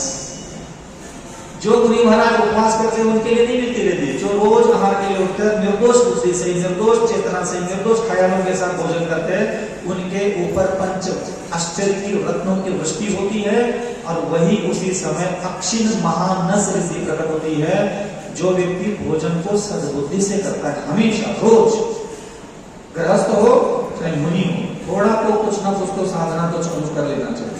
तो अक्षिण महानस रिद्धि का मतलब क्या है? घर में बनी है 10 पुड़िया, मुनि महाराज ने भी खा लिया, पूरे गांव ने खा लिया, चक्रवर्ती का पूरा कटक करोड़ों से नियमों ने खा लिया, तो भी वो पुड़िया थाली में वैसी की वैसी बची है। बताओ, नमक छोड़ना साधना होता है कि नमक खाना साधना होता है? उपवास करना साधना होता है कि भोजन करना साधना होता है? पहले ये सब सुना मुझे। भोजन करना संसार की सबसे बड़ी साधना है, और भगवान की कृपा से आपका रोज भोजन होता है, और आपका पुण्य भी प्रबल है कि आपको रोज भोजन मिलता है। और आप हर बार का भोजन इतना बेहतर बुद्धि से, इतना बेहतर विचार के साथ, इतना बेहतर तरीके से उसको सम्मान के साथ देखते हुए करे कि आपके आसमान में देवताओं को भी आना पड़े कि अविचल सागर देखो, बिना राग, बिना द्वेष, बिना घृणा, बिना आसक्ति, बिना ममत्व के, बिना किसी आहार की संयोजना के, जो उसके भाग्य में है उसको आनंद पूर्वक, प्रसन्नता पूर्वक, संतोष पूर्वक, जैसा मेरी आज्ञा दी है उसी बुद्धि विचार के साथ ये मुख में अन्न डाल रहा है। इसको खट्टा मिल गया, मीठा मिल गया, तीखा मिल गया, चरखरा मिल गया, नमक मिल गया, नहीं मिल गया, इसमें इसका कोई हर्ष और विषाद बिल्कुल भी नहीं है। ये सिर्फ अपनी रत्नत्रय के लिए, धर्म वृद्धि के लिए, परिवार का पालन पोषण करने के लिए, जिनेंद्र भगवान का तप करने के लिए ये अन्न ग्रहण कर रहा है। ये वो हमारे दिमाग में देखना चाहते हैं। मेरी थाली में कोई दुनिया का देवता नहीं देख रहा है, ना भगवान देख रहा है, सब मेरे दिमाग में देख रहे हैं कि किस बुद्धि से आमरस खा रहा है, किस बुद्धि से बिना नमक का खाना खा रहा है। समझ में आ रहा है? त्याग कर लिया सो कर लिया। थाली में बचे हुए भोजन को किस बुद्धि से ग्रहण कर रहे हो, वो आपकी मूल साधना होती है। साधना आपकी वो नहीं कि हमने मीठा छोड़ दिया, नमक छोड़ दिया, हरी निकाल दी, 4 हरी निकाल दी, नहीं, साधना वो नहीं थी, वो त्याग था। साधना अब ये है, सारा त्याग करने के बाद जो बचा कुचा भोजन तुम जो खाने वाले हो, उस भोजन को तुम किस बुद्धि से, किस नियत से, किस विचार से करते हो, वो तुम्हारी मूल साधना थी। और तुमने वो साधना कभी करना जरूरी नहीं समझा, ये चीज हो। इसलिए आप बताइए, आपके अंदर अगर स्वभाव की सुंदरता प्रकट करना है तो भोजन के बारे में पहले ध्यान देना चालू करो। एक अंजुली पानी, एक अंजुली अन्न भी आपके पेट में बिना सद्बुद्धि के, बिना संस्कार दिए नहीं जाना चाहिए। मैंने आज 20 साल हो गए मुनि बन करके, मैं कभी भी असावधान नहीं रहता। मेरे हाथ में अंजुली में पानी आता है, मैं तुरंत अपनी दोनों आंखों से उसमें मंत्र बिल्कुल शावर जैसा धार धार धार धार छोड़ने लग जाता हूं और मन से यह प्रार्थना करता हूं कि ये जल, मैंने तुझे आनंद बार पिया, मैं इस बार भी तुझे पी रहा हूं, लेकिन इस बार तो मेरे पेट में जाकर के मेरे क्रोध, मान, माया, लोभ, अहंकार, तृष्णा, वासना, अभिलाषा, छल, कपट को मत बढ़ाना। तू मेरे शरीर में जाकर के सिर्फ हड्डी, मांस, मवाद आदि मलमूत्र मत बनाना, मेरे अंदर गुणों की रचना भी कर लेना। मैं चाहता हूं कि मेरा मंत्र जो जप रहा हूं, स्तोत्र जो पढ़ रहा हूं, मुनि व्रत का पालन जो कर रहा हूं, वो मुझे पालन करने में मुझे तुम्हारी मदद चाहिए, मदद चाहिए मुझे तुम्हारी। मैं अकेला इसको पूरा नहीं कर पा रहा, इसलिए अंदर जाने के बाद मेरे दुर्गुणों को बल मत देना, मेरे अंदर की उस आत्मा की मूल शक्ति को बल प्रदान करना। मैं तुमसे यही प्रार्थना करता हूं, कृपा करके मेरे पेट में जाने के बाद मेरे अंदर विकारों को प्रबलता मत देना। तो धीरे धीरे मैं हर अंजुली पर यही बोलता रहता हूं। क्या काम है अपना बात, आप ही बोलो, आप ही कहो, उससे आज्ञा दो, उससे निर्देश दो, उसको मंत्र पढ़ो, उसके साथ प्रार्थना करो उसके, लेकिन नहीं करना। अब जैसा हम संस्कार देकर के अन्न उदर में ले जाते हैं, आप एक भी विश्वास नहीं कर सकते, इतने अद्भुत रिजल्ट सामने आने लग जाते हैं। पता ही नहीं चलता कहां क्रोध चला गया, पता ही नहीं चलता कहां काम वासना, कपूर जैसे था भी दिख रहा था और हवा से हवा में उड़ गया, पता ही नहीं चला कपूर कहां उड़ गया। ऐसे हमारे अंदर के दुर्गुण अपने आप अभी तो थे अभी नहीं है, ऐसा एहसास आने लग जाता है, तब जाकर के वह इंद्रिय विजेता बन जाते हैं। नहीं तो ऐसा नहीं कि सिर्फ हमने नीरस भोजन को ही साधना मान लिया, उपवास और एकासन करने को ही साधना मान लिया। साधना नहीं, जिनको भोजन ठीक से करना नहीं आता, ये वो साधना कर ले। मन को दंड देने के लिए साधना है। जिनेंद्र भगवान ने अनशन, औदर्य, वृत्ति परिसंख्यान, रस परित्याग, इसको बहिरंग तप माना गया है। तो तप का माने तपाना। तपाना कब? जब मन ठीक से नहीं चल रहा हो तो उसको तपा तपा करके ठीक से चलाने के लिए तप किया था ना। तो भैया अगर तुम जिस विचार के साथ भोजन करना है वैसा कर लेते तो तुम्हें ये उपवास करने की जरूरत कभी? तो उपवास करना हमारी साधना नहीं है, भोजन ठीक से करना हमारी साधना है। क्या जो समझ में आ रहा है? कुछ कह रहे सब उल्टा हो गया। एड़ी उचक पर चक्कर के चलते उपवास करने वाले सबका नशा उतार देंगे, बैठ जाएगा। पहले खाना खाना सीख। आपके उपवास की संख्या अधिक है या खाना खाने की संख्या अधिक है? उसको ठीक करो। खाना खाने की संख्या आपकी 364 हो सकती है, 360 हो सकती है। उपवास की संख्या 5 हो सकती है, 10 हो सकती है, 20 हो सकती है। 360 दिन के भोजन को अगर जिनेंद्र भगवान की आज्ञा के अनुसार उसी बुद्धि, उसी विचार, उसी सोच के साथ खाओगे तो क्या अद्भुत रिजल्ट आएंगे, आप कभी कल्पना नहीं कर सकते। आएंगे नहीं है। इसलिए कोई भी चीज पेट में डालते समय खड़े खड़े डाल लो, काम करते हैं, बिजनेस करते हैं, कहीं भी जाते हैं, आप एक बार पानी पीने के पहले ना पल भर उसको पल के उठा करके देख लो और उससे 2-4 बार नहीं बोलो मेरे पेट में जाकर के मेरा जय खरीदे संस्कार करा देना, मेरे पेट में जाकर के मेरे सुधासागर जी की जो प्रवचन सुनता हूँ वही पैदा कर देना मेरे अंदर, मैं जो विद्यासागर जी के प्रवचन सुनता, ज्यादा नहीं ज्ञान, इतना ही बोलो उसको। अन्न को बोलो, जल को बोलो, जो भी आप भक्ष्य खाने की योग्य चीजें जिंद्रवा ने कही है, उसको आप संस्कार देकर के अपने पेट में डालो। आंखों से संस्कार दो, बुद्धि से संस्कार दो। और क्या कर सकते हैं, हमारे हाथ में है ही क्या, बिना अन्न के हम रह नहीं सकते। तो उपवास करके दूसरे दिन थाली में क्या क्या होना चाहिए, इसकी प्लानिंग करके उपवास निकलता है तुम लोगों का। उससे बेहतर है कि खाना ही ठीक से खा लेते हैं। कौन ऐसा व्यक्ति है जो उपवास के बाद शाम को 4 बजे से रात के 10 बजे तक कल थाली में शुरू में क्या क्या खाना है, क्या क्या डिनर प्लानिंग नहीं करता, बताओ कौन सा ऐसा पहलवान है? अभी तक तो हमसे तो नहीं बना, हमसे नहीं बना। हम बहुत, देखो हम तो दिमाग की साधना करने वाले साधु, हम वैचारिक दृष्टि सर्वश्रेष्ठ साधना करना सिखा सकते हैं। तो सर्वश्रेष्ठ बुद्धि से भोजन करना ठीक है, उपवास से। उपवास तो सिर्फ भोजन ठीक से नहीं करना सीखता है, उस मन को दंड देने के लिए था। एकासन नीरस भोजन उस मन को दंड देने के लिए था जो ठीक से भोजन नहीं करता। तो भोजन ठीक से करना सिखाओ ना। कौन ऐसा व्यक्ति होगा जिसने खुद को भोजन ठीक से करना सिखाना जरूरी है ऐसा समझा? लेकिन सबने यही समझा, यार मेरे से उपवास नहीं होता, मेरे से एकासन नहीं होता, मेरे से एकासन नहीं होता, मेरे नीरस भोजन नहीं होता, मैं कहानी भी नहीं छोटी। वो भाइया कितनी छोड़ छोड़ करके पहलवान बन गई, उनका तो बहुत भला होने वाला है। हमारे तो बच्चों ने, बेटा घबरा मत, अविचल सागर है तुम्हारे साथ। तो जो रोज खाना खाते हैं मैं उनके साथ रहूंगा, जो रोज खाना खाते हैं, जो उपवास करते हैं वो अपने भरोसे के सामना कर रहे हैं, मैं जिम्मेदार नहीं हूं अविचल सागर। भाई रोज भोजन कौन कौन करता है? वो अपने मन को बैठे भोजन के थाली के सामने 2 मिनट देना चाहिए। यह सभ्यता सीखना चाहिए, खाना ही खाना है, खा लेना चाहिए, लेकिन खुद को सिखाना चाहिए। जैसे मैं अंजलि देखता हूं ना, खुद से बात करने लग जाता हूं, बोलने की बहुत है, बोलूंगा 10 बच्चा कोई बात नहीं। अच्छा सर खाना खाने के जा रहे, ध्यान रखना, शांति से खाना खाना। पता नहीं चौके वाले कैसे है, किस बुद्धि से, किस स्वभाव के लोग हैं, पता नहीं क्या क्या बना है, पता नहीं है। तेरा भाग्य जैसा होगा वैसा ही क्या मिलेगा। वहां जाकर के बैठोगे तो चुपचाप नीचे बैठना ना, हल्ला गुल्ला नहीं करना। ये जो मन में बार बार आ रहे हैं ना, प्यास लगी, भूख लगी है, ठीक नहीं है, मुनि बने और थोड़ा शांति से रहा कर। वहां तुझे रूखा मिल सकता है, तीखा मिल सकता है, खट्टा मिल सकता है, मीठा मिल सकता है। प्रेम से देने वाले मिलेंगे, प्रेम से नहीं देने वाले मिलेंगे। जबरदस्ती नंबर लगा लगा करके, गला दबा दबा करके कमेटी के लोगों के द्वारा चौका लगाने वाले मिलेंगे। बिना भावना के, बिना बुद्धि के, बिना विचार के भी आहार दान देने के लिए खड़े होंगे, लेकिन तुम्हें उधर ध्यान नहीं देना। तुम्हें बस वही वहां खड़े रहना है। पूजा हो गई, प्रचार हो गया, चुपचाप खड़े रहना है। चल सागर इधर उधर नहीं देखना, कौन अच्छा कौन बुरा, कौन सही कौन गलत, किसका भाव किसे किस विचार के उधर नहीं देखना। अन्न की तरफ भी मत देखना। जो भी हाथ में आ जाए, रूखा हो, सूखा हो, तीखा हो, चरपरा हो, जो मिल रहा है उसको अन्न को देखना, उस अन्न से प्रार्थना करना।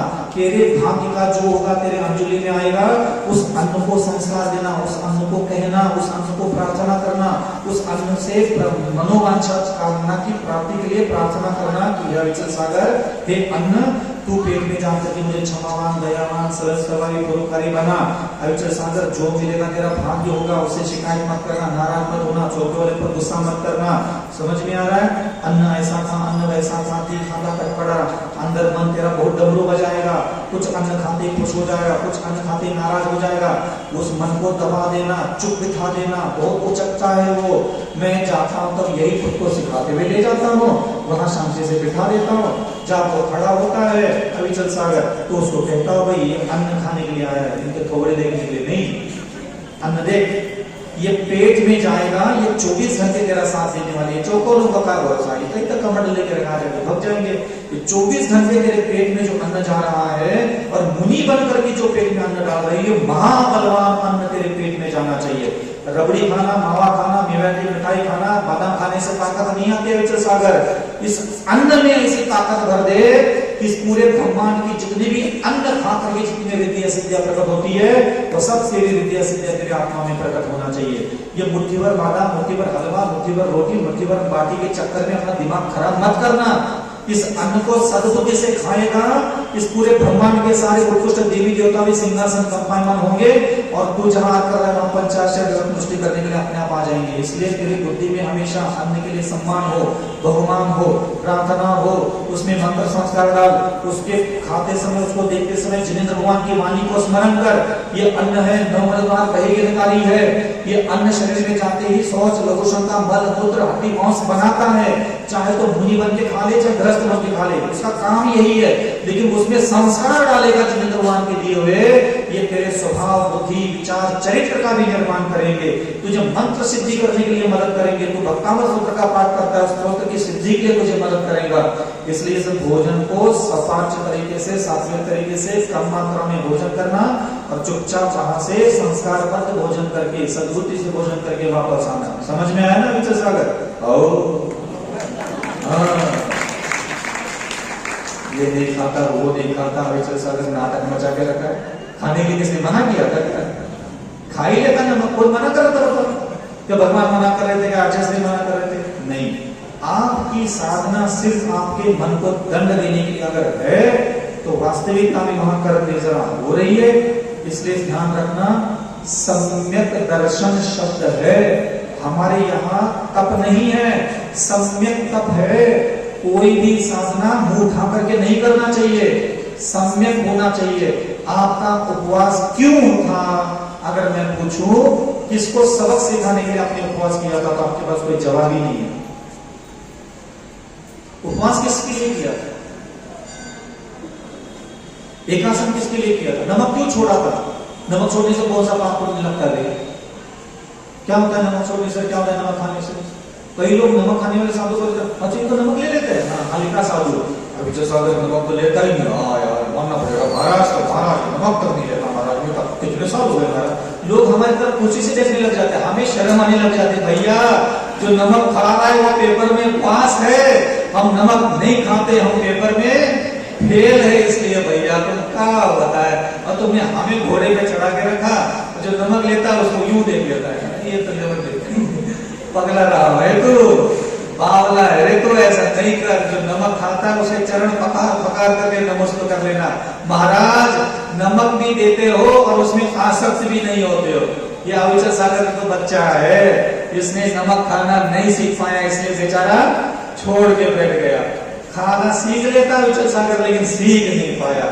तो अविचल सागर जी ने अपने मन को नमक के साथ खाना शांति से नहीं सिखा पाया, इसीलिए नमक मीठा तीखा चरपरा छोड़ करके उछल कूद कर रहा हो। और हमारे और भी साधु संत है जो ले रहे हैं, मैं तो उनके चरणों में बार बार नमस्कार करता, रोज नमस्कार करता हूँ कि हे महामुनिराज, मैं भी तेरे जैसा रोज खट्टा मीठा तीखा चरपरा का भोजन कर सकूं, इतनी मुझे अकल दे दे। मैं तो उस षटरस भोजन करने वाले मुनियों को रोज नमस्कार करता हूँ कि तेरे जैसा षटरस भोजन निर्दोष बुद्धि से, निर्दोष मन से करना सीख, उसी में मेरा भला है। समझ में आ रहा है? खाली त्याग में ही धर्म कर्म निजरा नहीं है, भोग भी मेरे धर्म बन जाए, ये भी सिखाता है जैन धर्म। त्याग तो धर्म है ही, तब तो धर्म है ही, भोग भी मेरा धर्म बन जाए, ये जिसने सोचना चालू किया उसका तो जिधर देखो न्यारे प्यारे ही होने लग जाते हैं। इसलिए मेरे भोग धर्म बन जाए। जब मैं कर नहीं सकता भोजन के बिना जीवन निर्वाह, क्यों ना मैं भोजन को ही, भोजन के भोगने के तरीके को ही धर्म क्यों ना बना। तो तीर्थंकरों ने जब तक उपवास करके बैठ गए तब तक रत्न की वृष्टि हुई का होती होगी भी नहीं। और जैसे ही तीर्थंकर आहार करने के लिए चौके में जाके खड़े हो गए, देवता आ गए, नगाड़े बजा रहे, दुंदुभी बज रहे, 32,000 वाद्य बज रहे, हाथों में रत्न पुष्प की थालियां लेकर के खड़े, बस ये लाला खाना खाना चालू कर दे और हम इधर से ढोल नगाड़े बजाना चालू कर दे। इसलिए खाना खाना संसार की सबसे बड़ी साधना है। और ये साधना जिससे नहीं बनती वो कर लेता है उपवास, वो कर लेता है एकासन, वो कर लेता है नाना प्रकार के। तो दंड देने के लिए होना चाहिए। तो भोग सम्यक बुद्धि से भी अगर कोई भोगता है वह भी कर्म निर्जरा ही होती है। समझ में आ गया? उठोगे? हाँ, हाँ? और क्या सुना है आप लोगों को? तो क्या करें, भूख तो लगी है। हाँ, तो जो तप है वो भोजन ठीक से जिसका मन नहीं करता उसको दंड देने के लिए है। अनशन, औमोदर्य, उरितत्य संज्ञा, रस परित्याग, ये मन को दंड देने के लिए है। ये साधना जीवन का लक्ष्य नहीं था। हमारे आचार्य जी कभी उपवास की झड़ियां लगा देते क्या? हमारे सुदर्शन जी कभी आपको लगा 2-4 भोग उपवास करने के लिए बैठे? क्योंकि वो महातपस्वी है। वो शतरस भोजन हो चाहे दुनिया का वैभव हो, वो पचाने की क्षमता ग्रहण करने वाली बुद्धि ज्ञान सर्वश्रेष्ठ उनके पास विद्यमान है। और हम तो उनको देख करके थोड़ा महाराज बनने की कोशिश कर रहे हैं, तो हमसे नहीं बना। शतरस भोजन को सद्बुद्धि सद्विचार के साथ ग्रहण करना हमसे नहीं बना, तो उस मन को दंड देने के लिए हमने नमक छोड़ा है, मीठा छोड़ा है। तो बच्चे हम हैं क्या नमक खाने वाले साधु बड़े हैं? पहले बोल दो, बड़ा कौन है? शतरस भोजन करते हैं और सद्बुद्धि और सद्विचार से जो भोजन करते हैं, निर्मोही निर्ममत्व बिना आसक्ति के भोजन करते हैं, वो आत्मा में बनूं, वो भी साधना के भाव अपने हृदय में धारण करो। नहीं तो ये साल भर के 10-15 उपवास ठोकने के चक्कर में 365 360 दिन का बचा खाना भी मोह आसक्ति गृहता तृष्णा के साथ खा लेते हैं। तो घर वाले ये बोलते हैं तो अच्छा लगता है कि ये उपवास बहुत करती है।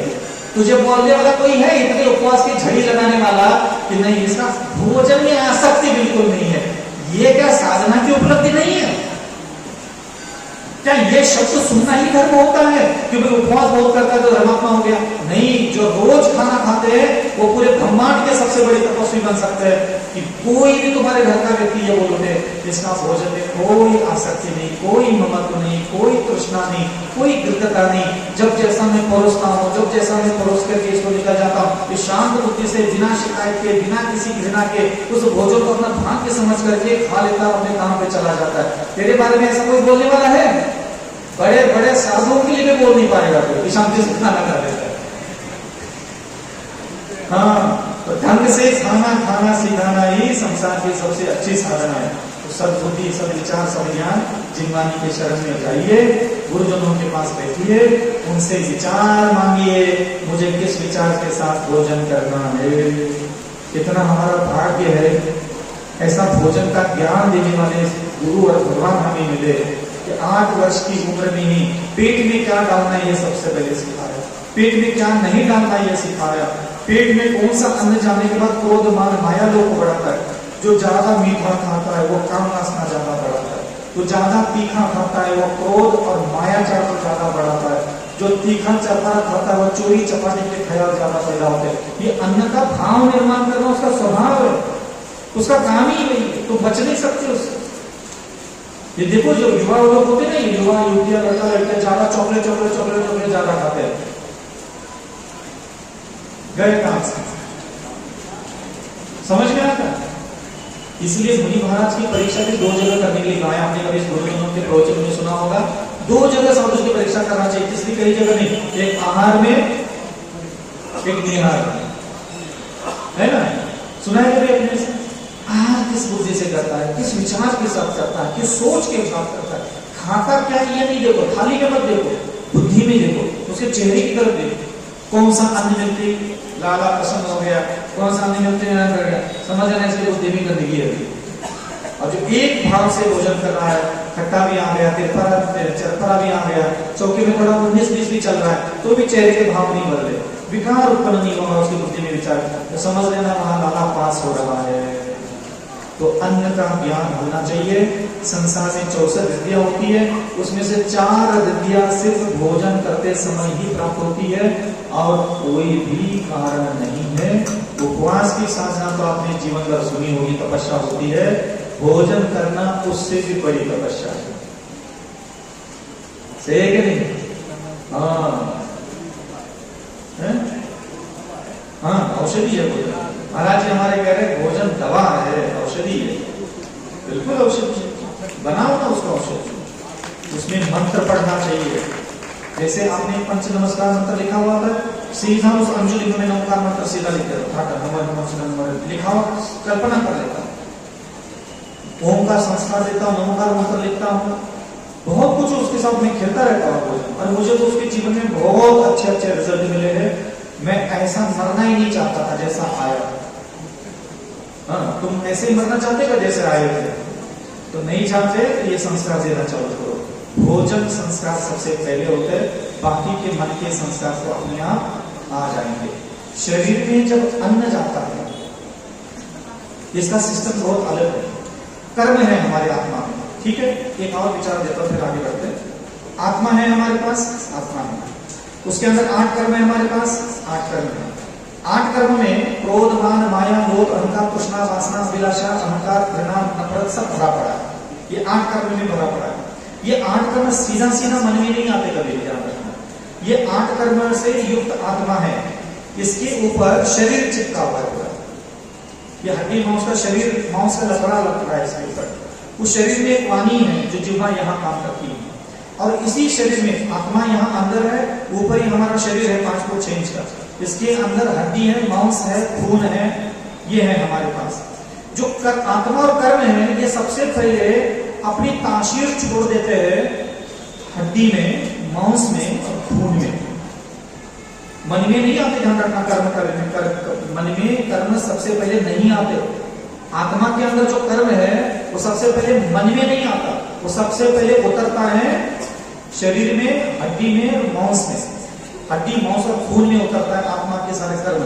जैसे आप किसी पोटली में नमक ले लो और उसको किसी बाल्टी भरे पानी में छोड़ दो, तो कपड़े के अंदर का नमक तो बाहर नहीं आएगा, लेकिन अपना सत्व क्या कर लेता है, उस पानी में जितनी मात्रा, जिस आकार का बाल्टी होगी, उस आकार के बाल्टी में जितना पानी होगा उसमें अपना वो क्या छोड़ देता है, सत्व छोड़ने लग जाता है। यही काम होता है यहाँ।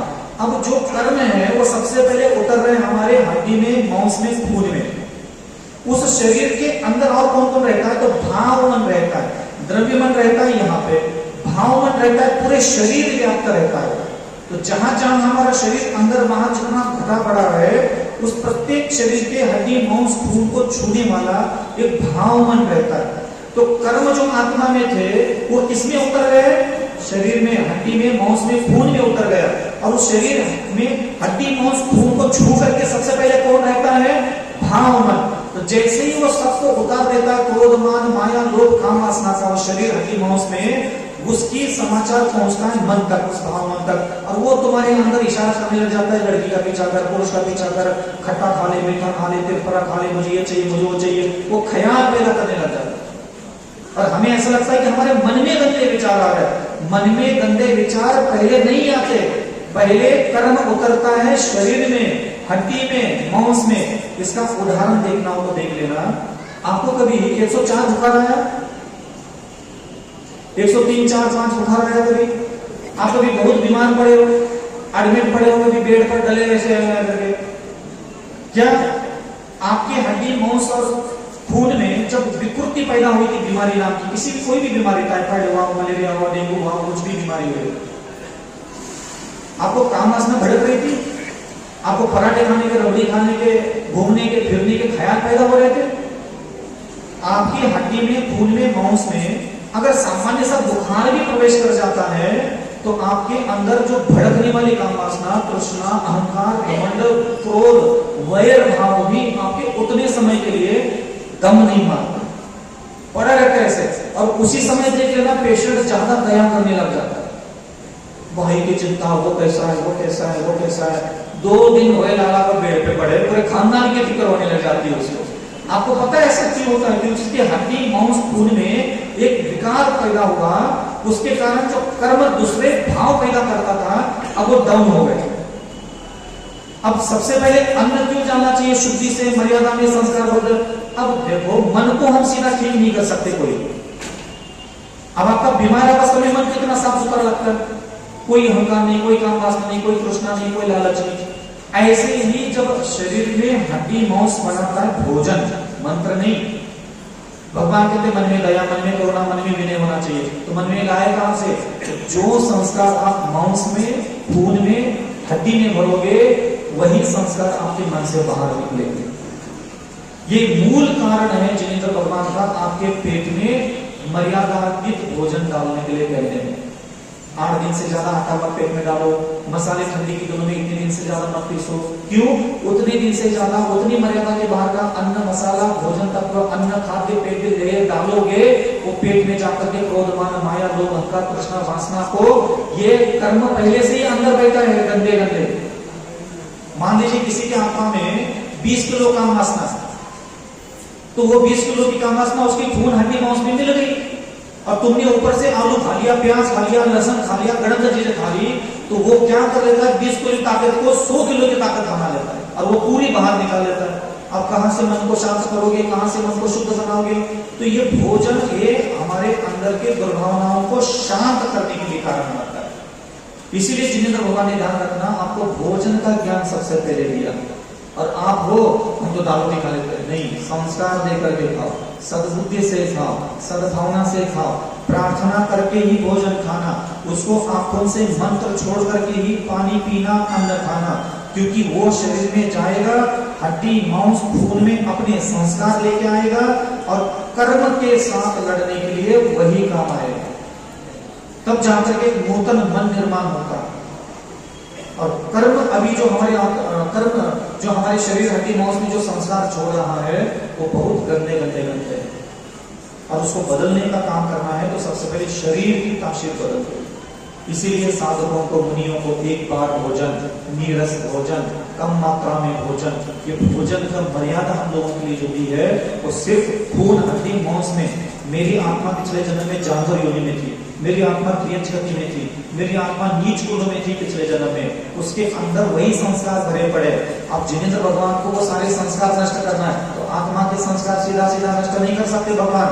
मंत्र स्तोत्र भगवान कहते हैं कि भैया सारे कर्म उतरेंगे तेरे शरीर में, हड्डी में, मांस में, खून में। तू अभी से अगर एक काम करना, तुझे बीच का रास्ता बताता हूँ, तुम इसमें गलत चीजें मत डालना, आलू, प्याज, लहसुन, बुरी चीजें, मांस मत डालना, तो तेरे अंदर जो पुराने जन्मों के कर्म 20-20 किलो के ताकत के है, वो हो जाएंगे 10-10 किलो ताकत बाहर निकलेगी, उसका वेग कम हो जाएगा, उस काम का वेग, क्रोध का वेग, तृष्णा का वेग, अहंकार का वेग कम हो जाएगा। फिर मैंने जैसा मुझे मन निर्माण करने के लिए कहा है, दयालु मन, क्षमा करने वाला, विनय करने वाला, परस्त्री को भाई मानने वाला, बहन मानने वाला, ये सारा मन तेरा अपने आप बनने लग जाएगा। और ये सारी साधना की सिद्धियां देने वाला कौन है? अन्न। तो मंत्रों के पीछे पड़े हो बावले, मंत्र तुम्हारी हड्डी खून मांस में घुलने के लिए 10 करोड़ वर्ष लगते हैं, और अन्न को खून हड्डी मांस में उतरने के लिए 3 घंटे लगते हैं। कितने? 3 घंटे में उतर जाता है तुम्हारे हड्डी मांस खून में, और वो तुरंत आवाज बोलने लग जाता है। 2-3 दिन चौके का खाना खा लो, दिमाग थोड़ा अलग ही ढंग से चलने लग जाता है, लगता ही नहीं लगता। इसको बोलते हैं अन्न का प्रभाव। नीरस भोजन करना चाहिए, ठीक है, आपकी शक्ति है तो करो, सद्बुद्धि से भोजन करो। ठोस भोजन अधिक मात्रा में ना करें, तरल पदार्थ, लिक्विड भोजन भी हमारे भोजन में होना चाहिए। उस पर भी समय समय पर मैं और थोड़ा सा विश्लेषण देता रहूंगा।